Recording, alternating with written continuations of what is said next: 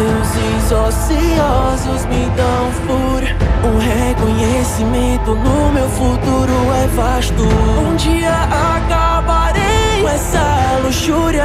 No momento em que se alinharem os astros, terei o poder pra comandar o caos. Ódio e ruína andarão lado a lado com a terra. Mas existe alguém que é capaz de impedir o mal. Então devem matá-lo pra que ele não impeça a nova era. Vocês são tão inúteis, como foram perdê-lo? Vou te fazer cair esse tabuleiro. O poder de um Deus em minhas mãos se derrama. Não existe um herói sem uma fraqueza humana. Minha parte preferida, morte súbita. Todos os titãs a se despertar, melhor aceitar. Destruam as portas do Olimpo pra me façam o caminho. Então me diga, irmãozinho, por que não está sorrindo? Eu em Jujutsu Kaisen parte 1. Nossa história continua comigo, o Megumi, o Itadori e a Nobara, que estávamos seguindo Gojo até o local onde ele disse que devíamos ir. Ao chegar lá vemos um grande prédio abandonado que emanava a aura de maldições de quinta a quarta classe, nada de grandioso. O Itadori e a Nobara com uma cara de poker falam: Gojo sensei, o que nós viemos fazer aqui? Eu falo tirando uma bala do bolso: seus idiotas, ele trouxe vocês aqui para avaliar seu potencial neste prédio amaldiçoado. Para resumir, ele enganou vocês. Finalizo colocando a bala na minha boca.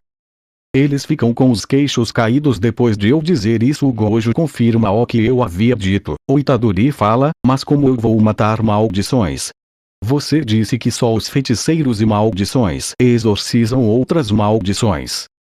Gojo entrega uma adaga para o Itadori e fala: isso aí é uma arma amaldiçoada, com ela você vai poder combater as maldições sem nenhum problema.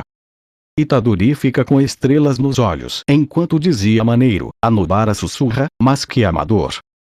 Eles entram no prédio, eu, Megumi e o Gojo sentamos na calçada e esperamos eles terminarem. Para quebrar o gelo nesse meio tempo, Megumi fala: Eren, por que você não se torna um feiticeiro de classe especial, já que você tem poder para isso? Eu solto um suspiro e falo: bom, primeiramente porque eu não quero, segundamente e muito trabalhoso, estar na classe especial e ficar rodeado por certas pessoas de nariz empinado, e terceiramente, bem, eu ainda não consegui formar a minha expansão de domínio, e isso é basicamente algo essencial para ser da classe especial. Megumi fala: entendo, então esse é um motivo. Bem, e sobre você e o Gojo sensei, como vocês se conheceram? Eu falo: bem, acho melhor deixar essa história para depois, assim eu conto pra você e pros novatos, assim eles não me enchem o saco depois com isso. Megumi concorda. Eu vejo meus olhos e começo a meditar sentado. Eu então me encontro em um espaço branco com uma gigante porta de pedra. À minha frente havia um ser como um esboço com um sorriso grande que ia de orelha a orelha e possuía uma aura como uns rabiscos à sua volta para que não fosse confundido com o ambiente. Eu falo: então finalmente poderemos nos comunicar, não é mesmo verdade? Verdade, fala: conversar. Não seja tão bozal, seu humano ganancioso e idiota. Eu estou aqui porque o GC pediu para que eu discutisse algumas coisas com você e te passasse o poder de alquimia do homenzinho do frasco. Eu me aproximo como uma expressão calma e tranquila. Eu me sento nas mesma pose que a verdade, porém como se fosse um espelho. Verdade pergunta o que eu estava fazendo. Eu falo: você é o que pode se chamar de mundo, ou de universo, ou de Deus, ou de tudo, ou de um, e você também sou. Eu suponho que seja lógico eu me sentar nessa posição para discutir com a verdade. Verdade fala: admito, humano, você é bem interessante e diferente do homenzinho do frasco. Você não depende somente dos outros para adquirir seu poder, mas você adquire seu poder através dos novos conhecimentos que você teve em suas experiências em sua nova vida. Eu e a verdade ficamos discutindo temas filosóficos por um tempo até que a verdade diz que a conversa foi boa, mas estava na hora dele fazer o que devia. A porta de pedra se abre e as mãos negras me agarram e me levam para dentro. Um monte de informações entram em minha cabeça e ao terminar o processo eu retorno para junto da verdade, que começa a se despedaçar em raios vermelhos. A verdade fala: a partir de agora está e sua dimensão, então me surpreenda, humano. Eu falo, então agora está em minha dimensão, certo? Bem, sendo assim tá na hora de umas modificações. Finalizo com um sorriso estilo Sukuna. Eu então modifico aquela dimensão para ficar como um grande templo grego com a porta de pedra no centro, um sol e lua artificial no céu. Mas ao anoitecer poderia se ver a árvore da coordenada que ia até o céu iluminando junto da lua artificial. Uma voz fala, esse lugar ficou bem melhor que antes. Eu falo, Ciel. Então você está aqui. Ciel fala, sim, afinal sou uma de suas habilidades, e como esse é o seu domínio e meu dever auxiliá-lo é ajudá-lo aqui. Eu penso, então essa é minha expansão de domínio? Um local onde eu tenho controle absoluto? Eu sorrio e penso, tô doido para testar isso contra o Jugo e o Satoru Aa. Eu então retorno para a realidade onde havia se passado 30 segundos, eu penso, provavelmente agora eu sou mais forte que o Satoru, mas não tenho certeza agora só falta me comunicar com a Sukuna e convencê-la a fazer um pacto comigo. Espero que seja mais fácil de conversar com ela do que seria com o Sukuna. Eu sinto que a quantidade de maldições dentro do prédio havia diminuído. Eu penso, bem, isso aqui não vai mudar também. Não pretendo interferir quando Itadori for lutar contra a maldição de classe especial, afinal eu quero muito testar meu poder contra o Ryomen Sukuna. Nossa primeira luta ele só tinha um dedo, após aquilo do Sukuna matar aquela maldição ele terá 3 dedos. Se eu conseguir vencer o Sukuna com facilidade, então também consigo vencer o Gojo, já que provavelmente o Satoru é mais forte que o Sukuna. O tempo se passa e como no anel eles conseguem vencer a maldição e saem de lá bem são e salvos e com o garoto em segurança. Nobara e o Itadori então o ajudam a encontrar os pais do garoto. Eu então toco no prédio e falo, alquimia definitiva, decomposição e reconstrução da matéria, diminuição material. Raios vermelhos saem de mim e ficam em volta do prédio que começa a diminuir seu tamanho, o que impressiona tanto o Megumi quanto o Satoru. Satoru fala, não sabia que você sabia fazer esse tipo de coisa, Eren. Eu falo, bem, isso é algo que eu andei treinando, além de que eu não gosto de chamar atenção desnecessária e eu acho bem mais inteligente guardar certos segredos somente para mim até que eu realmente precise usar esse segredo. Satoru sorri levemente. Ele pensa, então você guarda certos segredos. Será que uma expansão de domínio está entre esses segredos? A expansão de domínio do Eren é algo que eu realmente quero ver e imagino como ela vai ser e qual será o nome que será dado a ela. Megumi pergunta o que eu pretendia fazer com o prédio. Eu falo, esse prédio como um artefato de batalha amaldiçoado seria de grande utilidade. Isso impressiona ainda mais Megumi, que não sabia que eu tinha habilidade como artesão de artefatos e armas amaldiçoadas. Até o Satoru fica um pouco impressionado com isso. Nós então o seguimos para a instituição de feiticeiros. No outro dia somos informados que um feto amaldiçoado de classe especial foi visto no centro de detenção juvenil. Eu, Megumi, Nobara e Itadori somos mandados para resolver isso enquanto o Satoru resolvia outros assuntos. Nós seguimos até lá e aquele carinha motorista explica que ninguém está autorizado a lutar diretamente contra o feto amaldiçoado com exceção a mim, afinal não era uma reles maldição qualquer mas uma de classe especial. O Itadori pergunta a Oki, são essas classe? A Nobara fala, poxa, você é um novato mesmo, hein? Eu falo, não fica pregando no pé dele, ele entrou há alguns dias atrás então, e normal ele não saber muito sobre essas coisas. Pode deixar que eu te explico. As maldições, assim como os feiticeiros, são classificados na ordem de grau 4, 3, 2, 1 e especial, e para resumir as maldição de grau 4, um bastão de madeira dá conta. Maldição de grau 3, uma pistola resolve numa boa. Maldição de grau 2, dá trabalho, mesmo como uma escopeta. Maldição de grau 1, arriscado até com um tanque. Maldição de grau especial, nenhum bombardeio aéreo garante a vitória.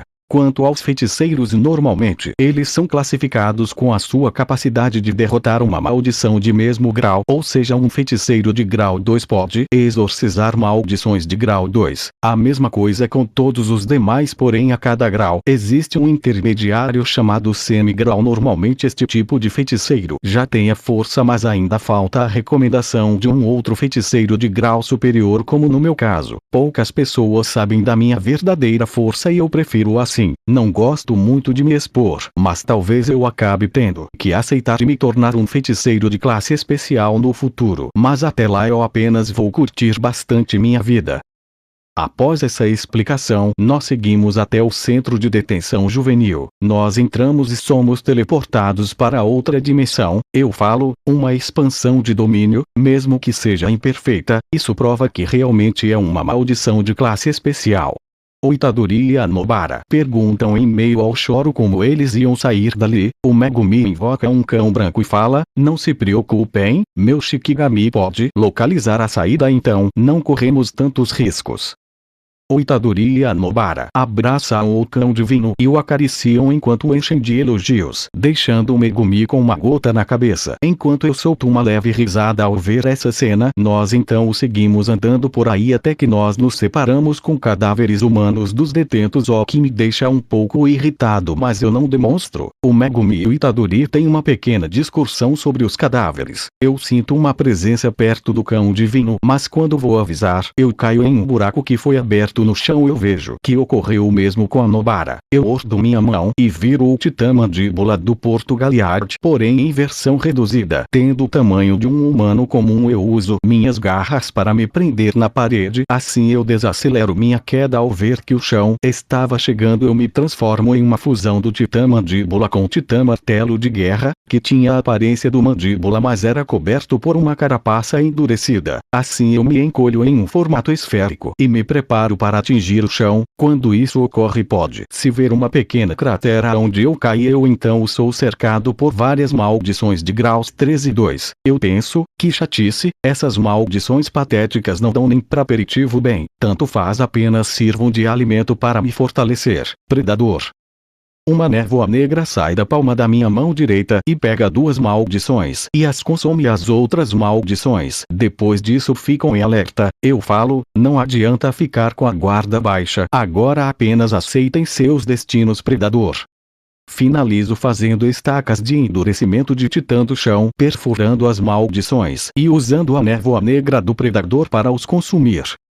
Enquanto isso, o Itadori manda o Megumi correr para o mais longe possível para que ele liberasse o Sukuna. O Megumi então começa a correr, enquanto o Itadori acaba tentando lutar com a maldição e acaba tendo seus dedos arrancados e sendo arremessado na parede. De repente um uivo de lobo pode ser ouvido. Eu solto um pequeno e leve sorriso ao ouvir isso enquanto uso o predador na última maldição ali presente. Eu penso, finalmente poderei ver um pouco mais do real poder do Rei das Maldições.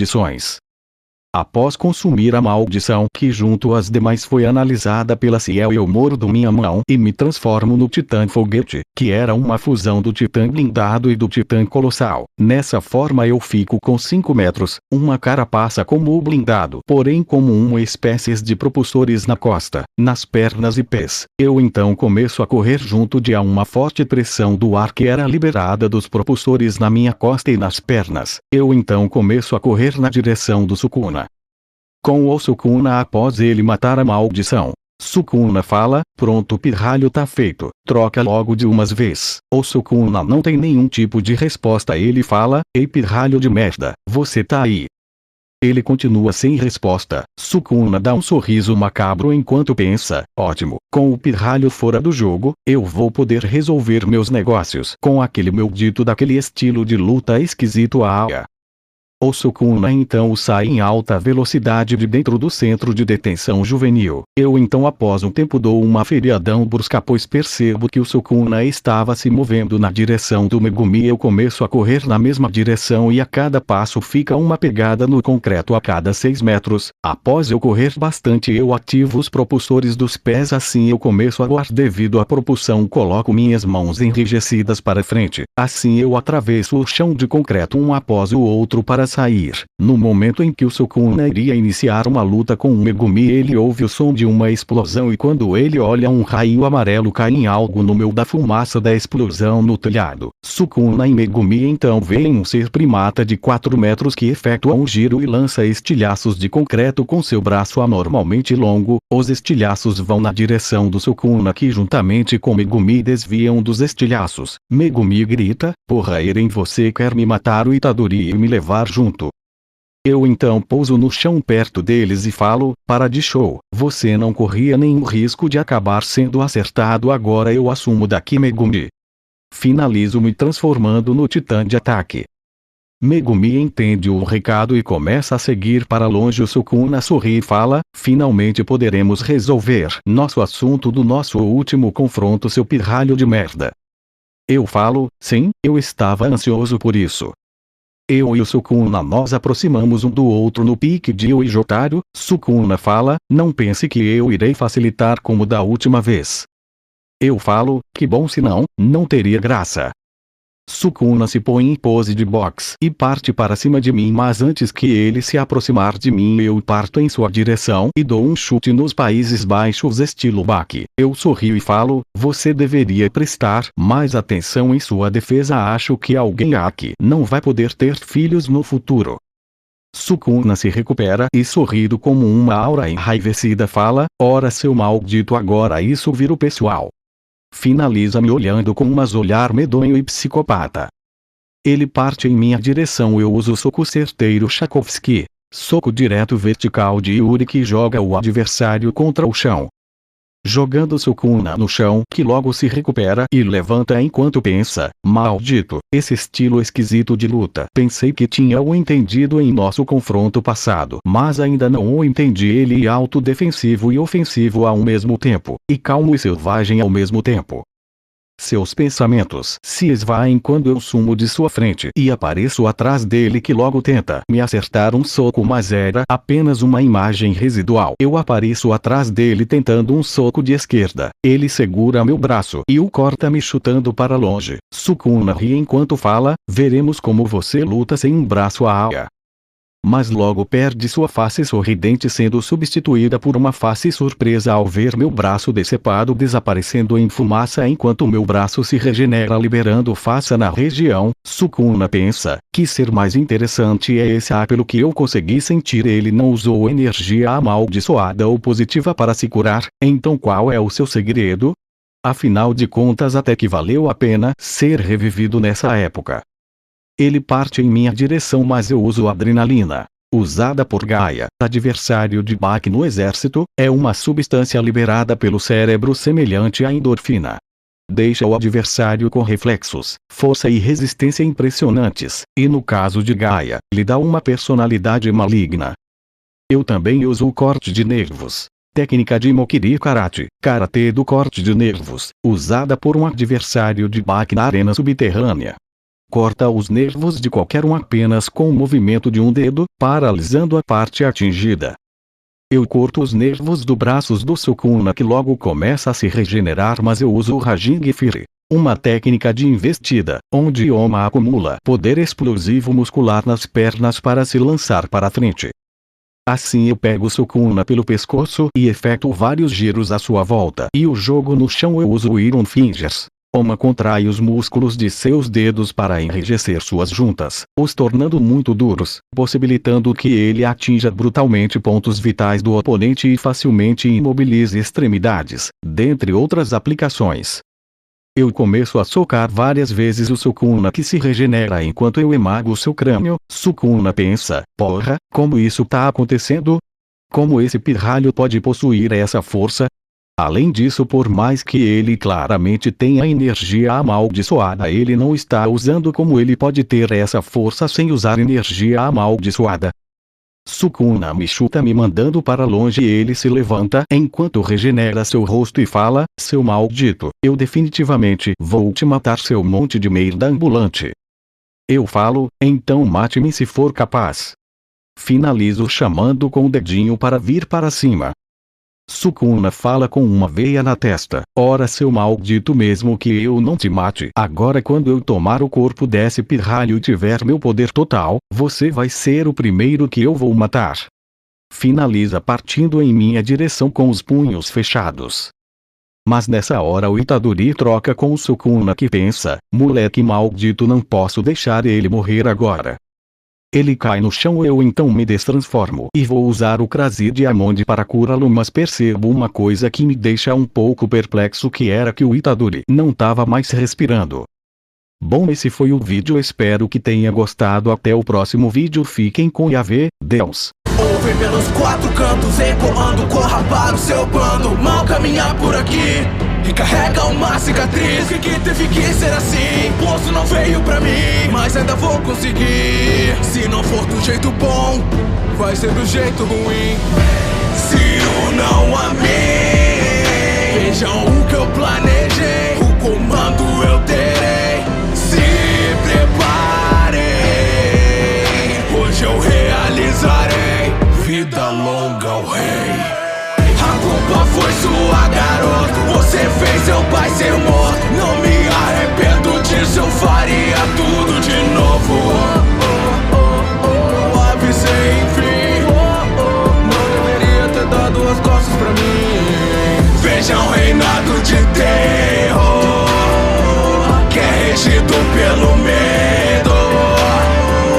Então Simba, você foi